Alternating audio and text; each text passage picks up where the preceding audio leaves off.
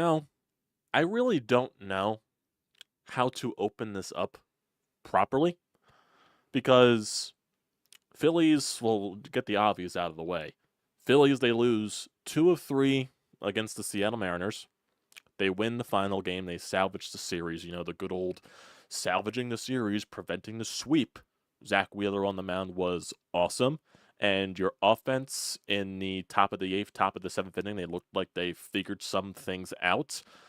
Bryce Harper, he had some at-bats in this series, especially with today's game, to where he looked more like himself and his normal self, to where he can actually look like a functional baseball player than what he has been in the past couple of weeks. Trey Turner, had same thing, had a couple of hits this series, had a couple of good at bats, getting on base a few times. So that's definitely stuff that you need here. You get Kyle Schwarber getting hits basically in every game this series. So there's a thing to take away from this game, and maybe things to take away from yesterday's game. No way taking in hell from Friday's game, because holy shit, that game was dreadful. That game was an instant turnoff because Tyler Phillips got absolutely rocked, just allowing home runs left and right, grand slams to Justin Turner. No, that game was instantly turned off. Instantly turned off because I came back from the shore that day, and basically as soon as I walked in the house, turned on the television, put on the Phillies broadcast, here comes the rally in the second inning by the Seattle Mariners, and there's the grand slam. There's the grand slam. That game was unwatchable, and like I said, instant turn off. I went to bed because I was exhausted. It was like, thank you, Phillies, for letting me go to bed early. Yesterday, I wasn't home to watch it, but I was a psychopath to watch it unfold on the MLB app. I was out celebrating a friend's birthday, good friend from high school and all that. But my crazy self is, let me tune into the Phillies. See what's going on. And as we're sitting there in like the living room area of my friend's house, playing Mario Party, because we like to go through the classics there on the GameCube. We're playing Mario Party, the first, like, right at the beginning of the game. I opened my phone to check the MLB app just to see what happened. Oh, and the Phillies were winning 5-0. I was like, oh my god, they actually scored runs. Oh my god, they scored runs in succession. Oh my god, Bryce Harper had like a 10-plus pitch at bat that he turned into a double. I'm like, holy shit, something happened.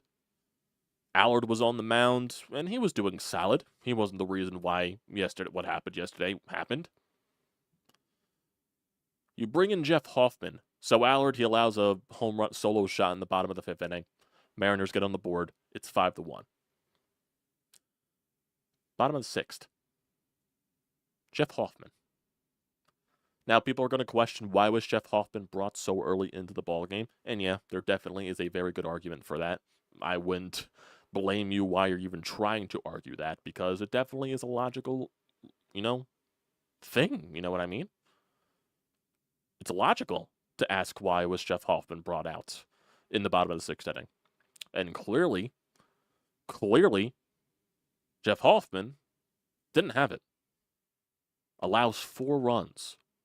It would have been more if it wasn't from a nice relay from Bryce Harper to get it out at home. Now, the Mariners could have challenged it. They decided not to.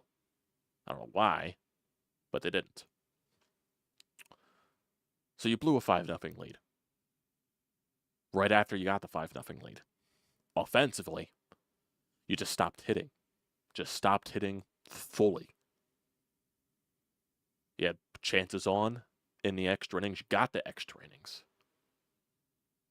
Nothing happened there because you didn't get a hit after the 5th inning. Bottom 10. Estevez, he pitched in the bottom of the 9th inning. Got through it relatively quickly. I don't blame Rob Thompson for putting Estevez out there for the bottom of the 10th, because you need to get out of the bottom of the 10th to force the top of the 11th. Allows base runners. Allows the bases loaded. Clearly his command wasn't there in the bottom of the 10th, as he was progressing through so many pitches. Estevez should have been out of the inning because, and people want to say, oh, JT Realmuto fucked up the entire situation. The ball's in the strike zone. Call the fucking strike. And people were saying the umpire was so egregious yesterday. There were so many strikes that were called that should have been balls, and that was basically the cherry on top of everything. So he doesn't call that third strike. And then a couple of pitches later, Estevez walks the guy with the bases loaded. And Seattle walks it off. Literally. So a game that you should have won. And we keep saying, oh, they had so many chances to tack on more runs. You're winning 5-0. You're winning 5-0. Find a way to win the game.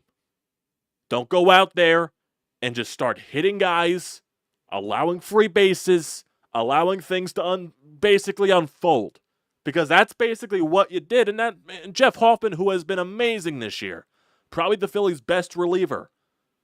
It just feels like whenever something wants to go right for this team, it feels like everything is going wrong at once.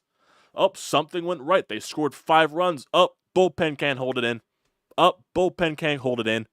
Oh, offense went to sleep the rest of the game because they can't get clutch hits for their life. And that's how everything unfolded. And I was pissed off last night. And I'm still pissed off pretty much. Because, yeah, you salvaged the series. And yes, there are some things to maybe try to slice your hope on. And attach your hope on from this final game. Bryce Harper, home run. Looked good at the plate the past couple of games. Alec Boehm had a home run. Schwarber leadoff game with the home run. Stott had a home run. So there were some hits. But then it goes to the argument that you could probably throw a comparable here to that Game 2 against the Guardians where they hit a bunch of home runs in one inning and then nothing really fixed anything from there. And then you got the Tyler Phillips complete game against that Guardians team on that night. You got to stretch things together. That's the bottom line here. Can you find confidence from this game and from what Zack Wheeler did tonight? Because Zack Wheeler wasn't going to have that game that he had against the Yankees 2 games in a row. That wasn't going to happen. It wasn't. He was good. He was really good. 8 innings. They really needed it. They really desperately needed it. And thankfully, Zack Wheeler provided. You need to stretch things together. You caught a break today, well, this weekend, and I hate saying that, but you did, because the Atlanta Braves keep stabbing themselves in the foot. They lost the series to the Miami Marlins. They lost 2 of 3. So I don't know what the division lead is off the top of my head. I think it was 5 last night, so it could have went to 6 or something like that. I don't know where the Mets stand. I think they're like 6, 7 games behind us or something like that. It's like around that range. It could be 8 after the win. I'm not sure what the Mets are doing in their series. I don't even know who they're playing at this point. So, you got to find a way. Because if you just continue to lose series, if you just continue to fall flat on your face and literally just find everything to go wrong, because that's what happened yesterday. You should have won yesterday. You don't blow a 5-0 lead like that.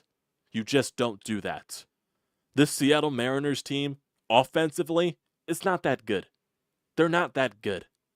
I don't even think Julio played in this series. Their offense is not that good.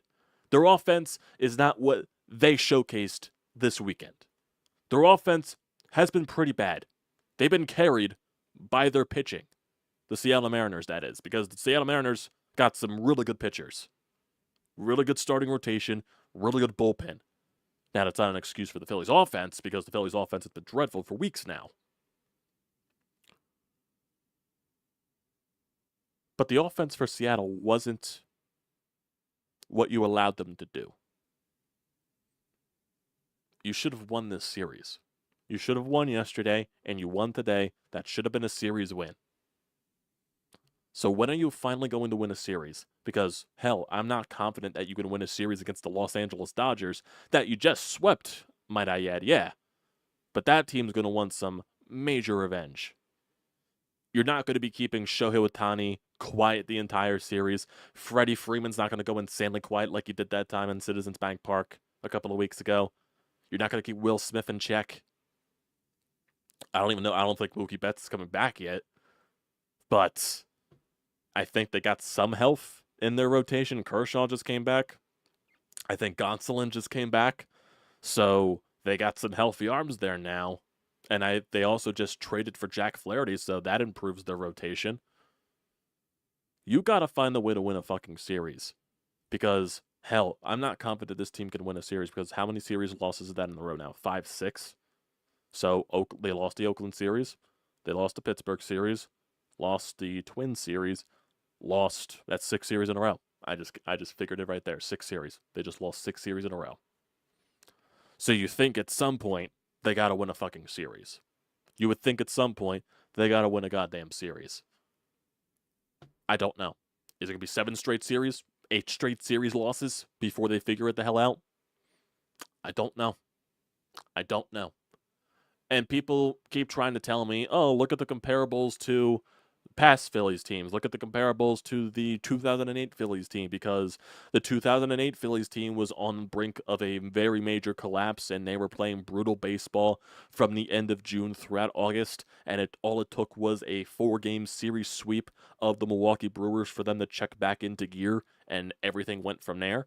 Yes, obviously, as a Phillies fan back in 2008, I was 9, 10 years old. Of course, I don't remember that. And of course, winning a championship in 2008 erases all the dreadful things that happened in the regular season.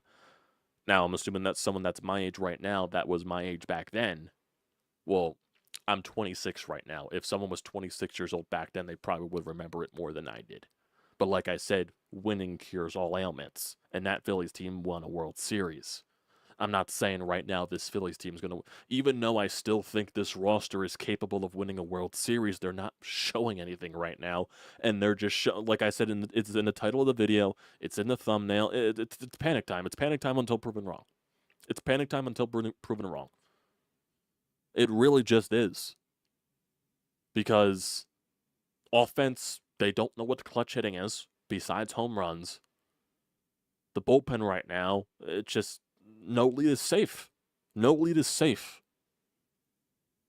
Are we going to get spanked one day where we allow 10-plus runs and an entire rally in the second inning where you allow grand slams? Or, freaking someone from the bullpen is going to come in and just completely blow up? I don't know. I don't know. Whatever it is, right now, I have no hope. I really just don't. Until I'm proven otherwise, and they suck me back in. Because they probably will.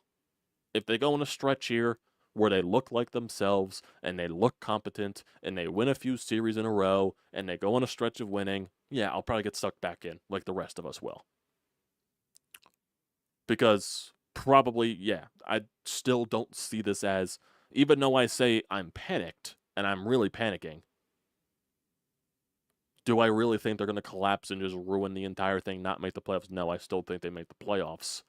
Division definitely could be a question mark depending on what happens and you keep losing your games and the Mets keep winning and all that stuff. I don't think the Braves will because they're depleted with injuries, and the Braves, they just fall flat on their face in some series that they should win, obviously. So I'm more scared of the Mets right now than the Braves, and I hate saying that because that shouldn't be the case. That should not be the case at all. At all. Honestly, let me check what the Mets did. Let me check what the Mets did in their series. Who did they play even? They played against the Angels this series. They played against the Angels. What did they do? What did they do against the Angels? They lost the series to the Angels, so you called a goddamn break, apparently. You called a break. They won the first game against the Angels, and then they lost the last 2. So you caught some breaks there in the standings-wise. What do the standings look like right now? What's up, Vincent? How you doing? I saw that you typed my name in. Do you want to ask something? Let's go ahead. All open ears here, man. All open ears. What is this? So you're 66-45 on the season. That's 21 games above 500. You're 6 games ahead of the Braves, and you're 8 games ahead of the Mets. Both the Braves and the Mets have lost 2 in a row. The Mets are 5-5 in their last 10, and the Braves are 6-4. You're 2-8. Holy hell. Holy hell. Somehow you still have the best record in the National League. That does not make sense. And somehow, okay, you have the second best record in baseball because the Guardians are 67-47. They were playing a series with the Baltimore Orioles. Jesus Christ, man. Jesus Christ. Do I even want to go over the rest of the series here and just look at the games individually? Because Friday's just, no. No. No. No. No, I don't even want to bring that up. Really. Tyler Phillips got fucking rocked. An inning and 2/3. Allowed 8 runs, 3 walks, and allowed 3 home runs. Unbelievable. You had Garrett Stubbs on the mound. Again. And he actually had a clean inning. Banks had to pitch 2 innings. He struck out 3. Offensively, you had 9 hits. What is there to talk about with that series? Nothing. That game, nothing. Yesterday's game, though. Let's look how everything transpired. So you actually get on the board first in the top of the first inning. Schwarber leadoffs with a single. Turner doubles. So you got 2 guys on and no outs. Please drive a run home. Bryce Harper fouls out, and then Alec Boehm grounds into a force out, which scores the run and makes it 1-0. Baby steps, I guess. Baby steps. But you left something completely slip. Allard in the bottom of the first inning allows a double, but then a double play happens. So, gets out of it unscathed, basically. 1-2-3 inning for the Phillies in the top of the second inning. 1-2-3 in the top of the third. Top of the fourth. Bryce Harper, he had that very long at-bat. It was a 12-pitch at-bat where he fouled off a lot of pitches. He went up 3-2 in the count and then fouled off 1, 2, 3, 4, 5, 6 straight pitches. He fouled off 1 splitter, and then he fouled off 5 straight fastballs. And then he got a knuckle curve that hung on the lower part of the plate, and he laced it for a double. So, could that be a sign that Bryce Harper is finding his groove again? Hopefully. Brandon Marsh then singled, which moved Bryce to third. And then nothing happened. Top of the fifth, Phillies add some runs onto the board. Hayes with a 1-out single, and then Schwarber walks. Then Trey Turner reaches it on an infield single, which loads the bases up. Mariners go to the bullpen. Harper flies out. Alec Boehm gets an RBI hit, which scores 2 runs, becomes 3-0. And then Marsh, after Boehm steals second base, Marsh gets another 2 RBI single and makes it 5-0. And then here comes the rest of the game because, oh boy. Allard allows a home run to Haniger. Okay, becomes 5-1 Phillies. Top of the 6th, Castellanos gets hit by a pitch to lead off the inning. Nothing happens there. In comes Jeff Hoffman. Leadoff double to Randy Arozarena after he works 6-pitch at bat. Then Raleigh strikes out. So, okay, you get 1 out in the inning there. Then he hits Justin Turner by a pitch, walks him, basically, and it's 2 runners on. Polanco then gets an RBI hit. It becomes 5-2. So you got another runner on first and second. Then he strikes out more, and then he walks Haniger on 6 pitches. Then Raleigh comes in, the pinch hit. First pitch, double, scores 2 runs, becomes 5-4. And then Rojas reaches it on an infield single, which was booted by Bryce Harper, but Bryce Harper was able to throw the next guy that was trying to come home on that play. So it's 5-5 now. You blew that entire 5-run lead in an inning and a half. Now you go to the rest of the game. Top 7, Harper walks with 1 out. Boehm grounds into a fielder's choice. Marsh walks, nothing. Top 8, 1, 2, 3. Top 9, after a leadoff walk by Schwarber, nothing happens. So, no hits there. Top 10. Sosa pinch runs for Alec Boehm as the ghost runner. Marsh leads off with a walk. Then JT strikes out on 4 pitches. Nick Castellanos strikes out on 4 pitches on a sweeper 10 miles out of the strike zone in Nick Castellanos' classic fashion. And then Stott flies out. No runs scored. after you get 2 runners on to lead off the inning. And yes, granted, one of those is the ghost runner. Estevez comes out for the bottom of the 10th. Intentionally walks Raleigh. Then Justin Turner flies out. Then he gets the strikeout on Rozier. But then Moore gets hit by a pitch on the first pitch he sees, which loads the bases up. And then Haniger goes down 0-2 in the count, works the count back. Ball, 4-seamer on the outside part of the plate. Another 4-seamer on the lower part of the plate. So this is the pitch right here. The 4-seamer on the lower corner of the plate. Should have been called a strike. And people were saying JT Realmuto was at fault there because if you look at the pitch in action, JT's set over here. JT is set on this part of the plate. Here's the pitch down here. So JT has to literally lunge to try to get the pitch.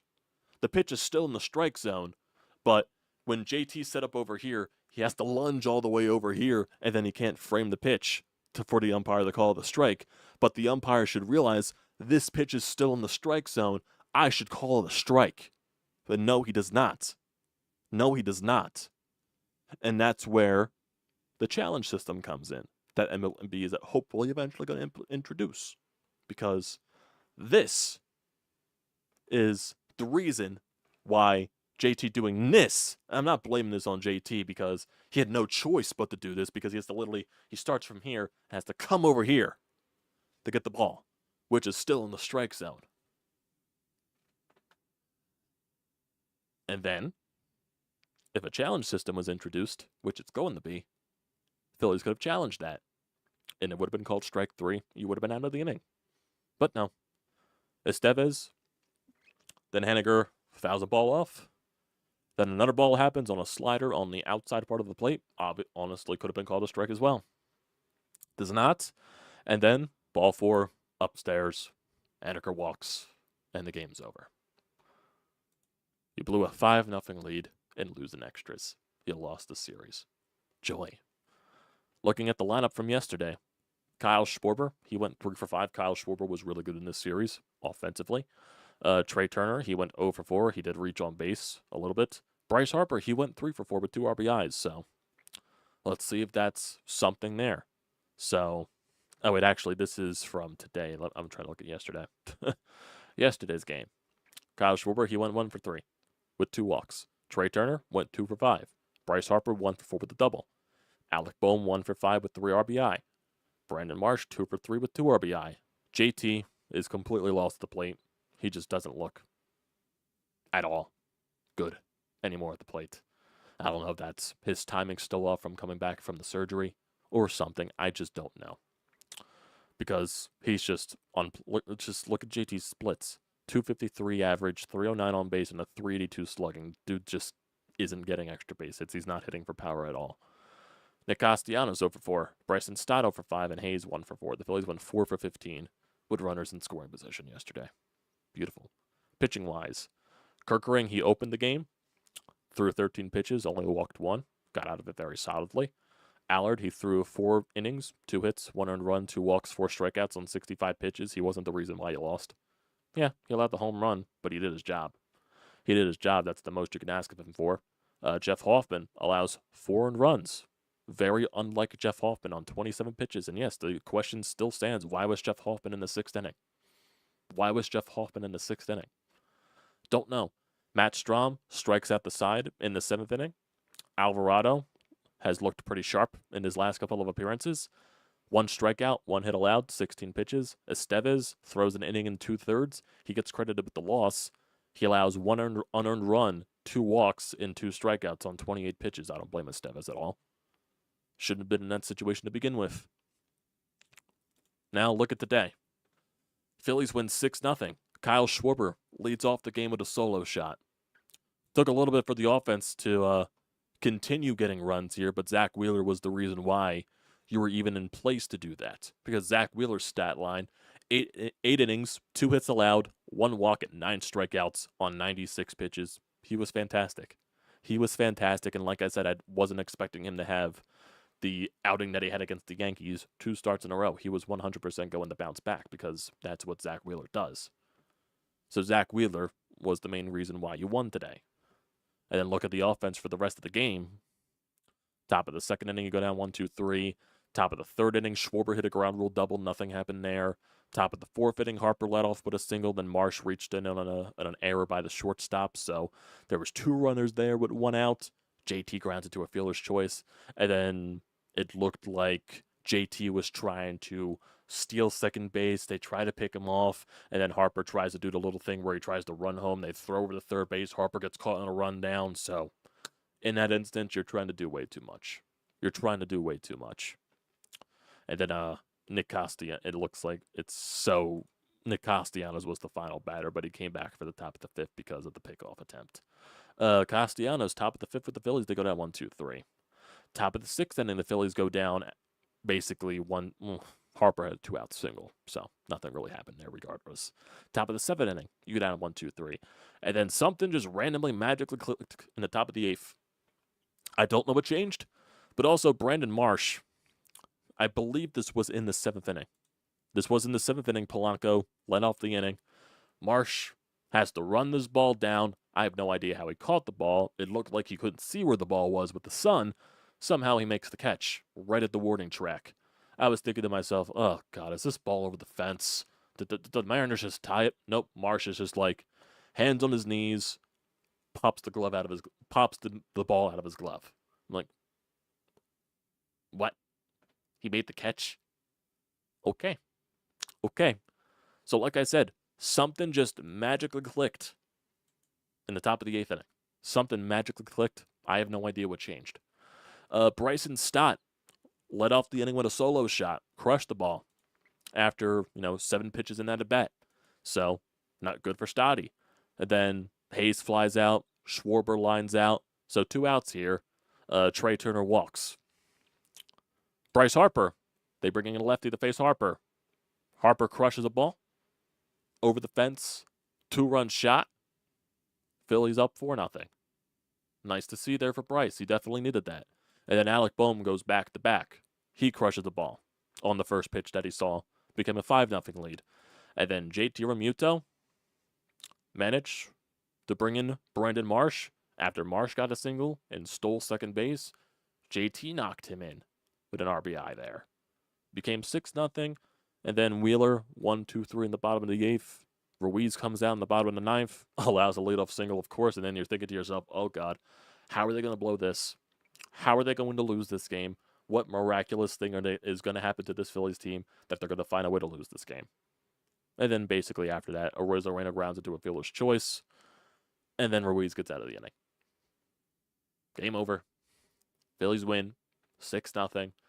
They salvage the series. Woohoo. You still lost the series, and that's your 6th straight series loss. I don't feel like yelling. Like I said, I haven't been yelling this entire time. I'm angry. I'm very angry. I don't feel like yelling. I just don't. I don't have it in me. Because right now, it's not worth it. In my personal opinion, it's not worth it. Because right now, this team is just playing like crap. But could you draw a line maybe to this game and that 8th inning? Just, I guess you can call it rally. Could that spark something in this team to where Bryce, he went, 3 for 5 today, I believe? If I, didn't screw everything up there with the website. So, Bryce Harper. So, look at the lineup today. I can actually read it for today. Schwarber, he went 3 for 5 with the solo shot. Trey Turner went 0 for 4. Bryce Harper went 3 for 4 with 2 RBIs and a 2-run shot. Alec Bohm 1 for 4 with a solo shot. Marsh 1 for 4. JT 1 for 4 with an RBI. Castellanos 0 for 4. So he had a terrible series. Stott went 1 for 4 with a solo shot, and Hayes went 0 for 4. Phillies went 1 for 3 with runners in scoring position. Didn't really get that many opportunities. JT got the lone hit there. And could you draw something there? You had 10 hits. So is there something to it? I don't know. I would love to think that. I really would. I would love to think it. But I can't guarantee anything with this goddamn team. And now, you start a series, still on the West Coast, against the Los Angeles Dodgers. 3 games against them. all 10 o'clocks. You got Nola against Tyler Glasnow. The first game, and Glasnow has been one of the better pitchers in the National League. He's 8-6 with a 3.5 ERA, even though in his last couple of starts he's been allowing a lot of runs. So in his last 4 starts, he's allowed 15 runs in his last 4 starts. His last start against the Padres, he went 7 innings, allowed 3 earned runs. And then against the Giants, went 5 innings, allowed 2 earned runs. Against the Brewers, he went 6 innings, allowed 5 earned runs. And then against the Giants again on the 29th of June, he went 3 innings, allowed 5 earned runs. So take that for what you will. We'll see what happens there. On Tuesday, it's Christopher Sanchez against Clayton Kershaw. And Clayton Kershaw, I believe this will be his second start back from coming from the IL, if this website would like to load, the ESPN, that is. And in his first couple of starts here, he went 4 innings, and obviously he's not going to be going deep into the game since he's just coming back from injury. He went 4 innings against the Giants in his first start, allowed 2 earned runs, 6 strikeouts, and then against the Padres, he went 3 2/3, allowed 3 earned runs, 7 unearned, 7 runs total, 3 earned. Then 1 walk, no strikeouts there. So we don't know what version of Clayton Kershaw we're going to be getting. And then on Wednesday, it'll be Tyler Phillips against Gavin Stone. And we've seen Gavin Stone this year. I believe he pitched in that series finale against Nola, where the Phillies got the sweep in that series. Gavin Stone's 9-5 with a 3.63 ERA. He's been one of the loner bright spots in a very banged-up Dodgers rotation. And then after that series, it'll be a 4-game set against the Diamondbacks. That'll be fun. You got Jordan Montgomery going on Thursday. We don't know who's pitching on Thursday for the Phillies yet. Right now, it's not fully confirmed, even though it'll probably be Allard unless someone's back in the rotation by that point. Will Ranger Suarez be back in the rotation by that point? I have no fucking clue. I really don't. And then Zack Wheeler will be going up against on Friday. He'll be going up against, I don't know why ESPN is taking so long to load here. I apologize for this. So, he'll be going up against Nelson for the Diamondbacks. I don't know why this is taking so long to load. I don't know why ESPN is doing this. Don't know. But yeah. So, Zack Wheeler on that Friday. Aaron Nola on that Tuesday, on that Saturday game. And then Christopher Sanchez on the Sunday game. That's what it'll be in the Diamondback series. So, yeah. Trying to see if there's anything here on the Twitterverse. Just to see anything, maybe that we can look at here from Rob Thompson or anything like that. I doubt there is. I doubt there really is anything from Rob Thompson.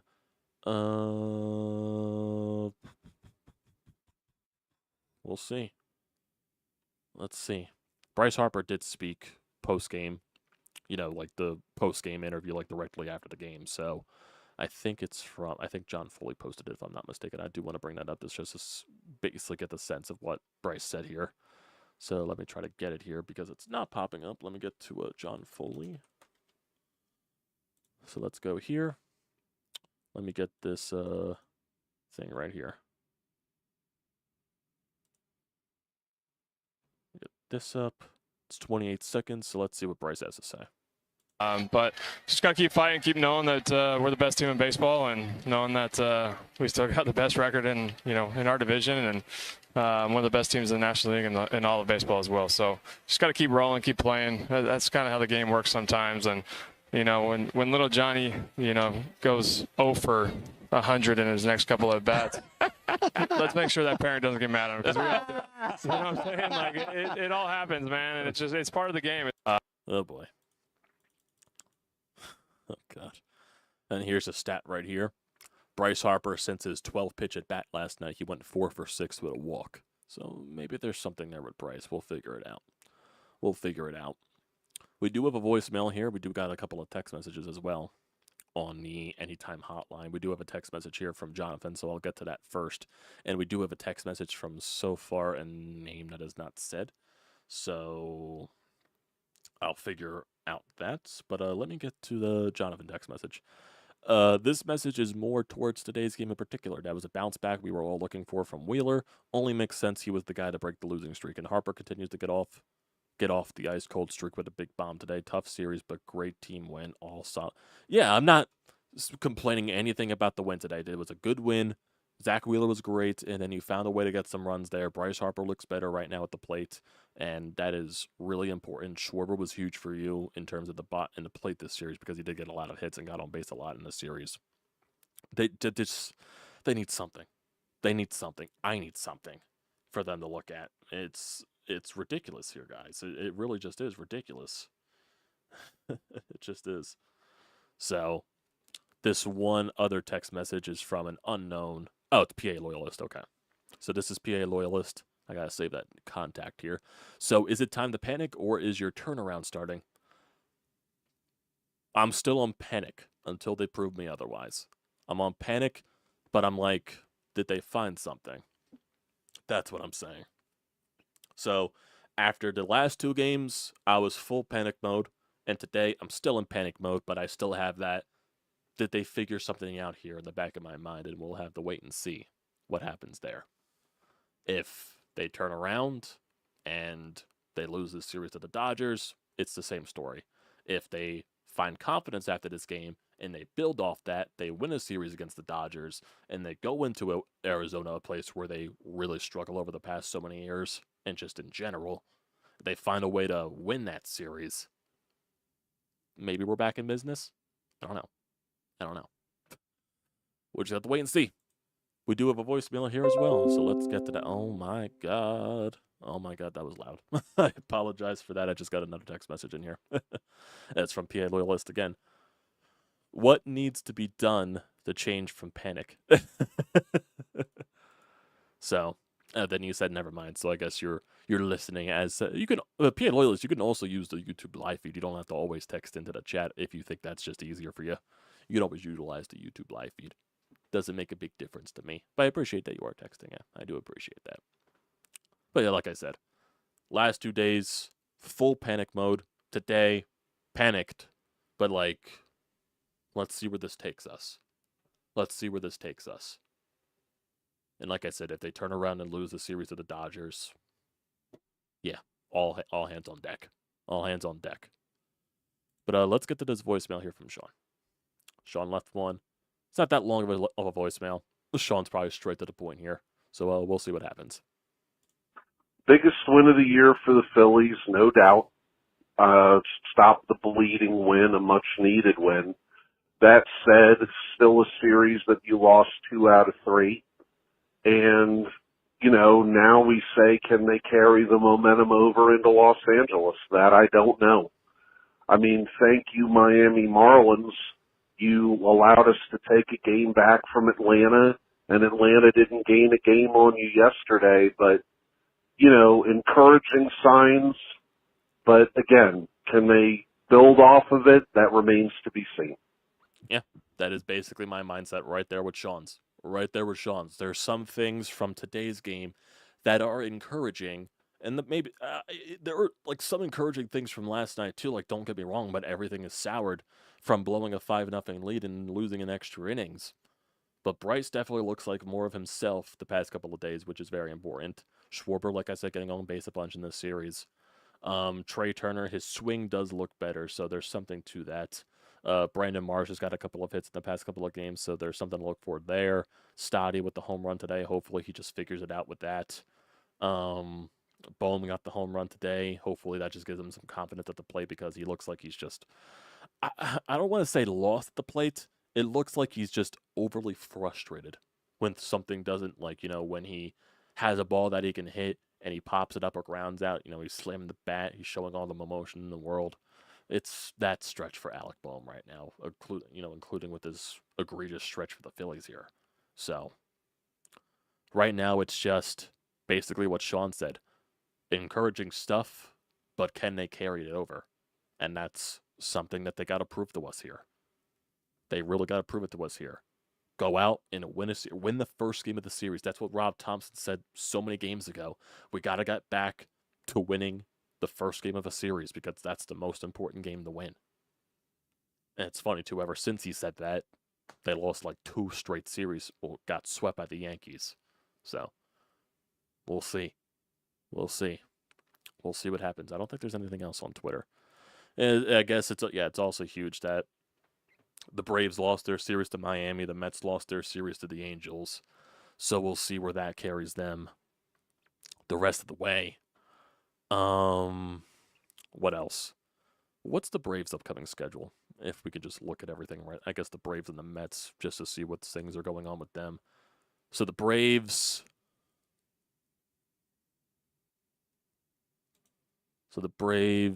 they got Milwaukee up next.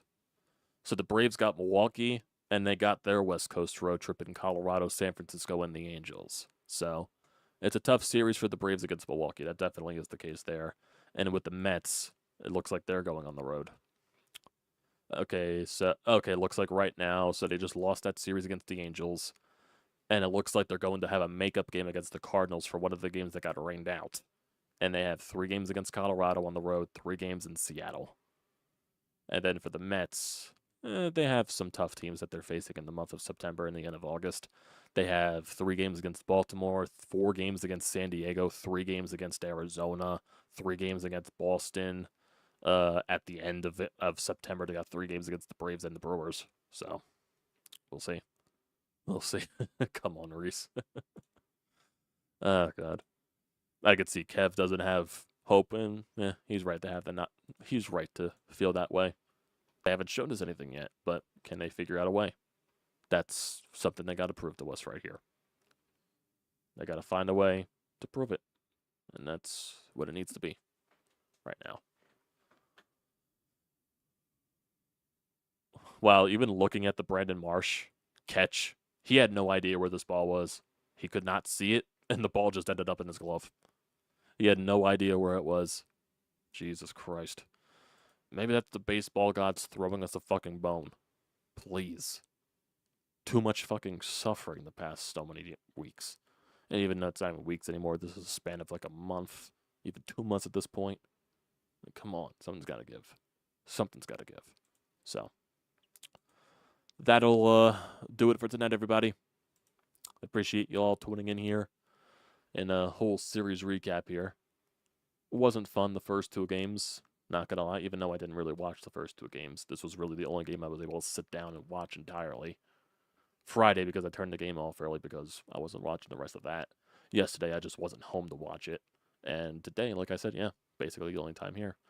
For these next 3 games, we'll see how everything goes. Maybe we'll do we'll sit down and watch the game or something like that, since it's 10 o'clock games and all that stuff.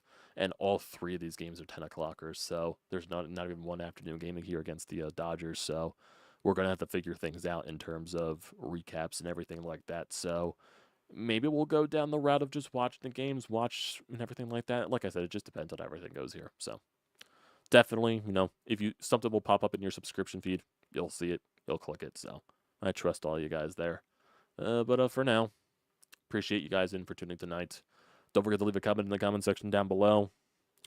Don't forget to drop a like. Don't forget to hit that subscribe button. Does me a huge deal of service. Huge deal. So, huge deal. Also, use the code TTPSPORTS, $20 off your first purchase at SeatGeek. Great deal. Don't pass it up.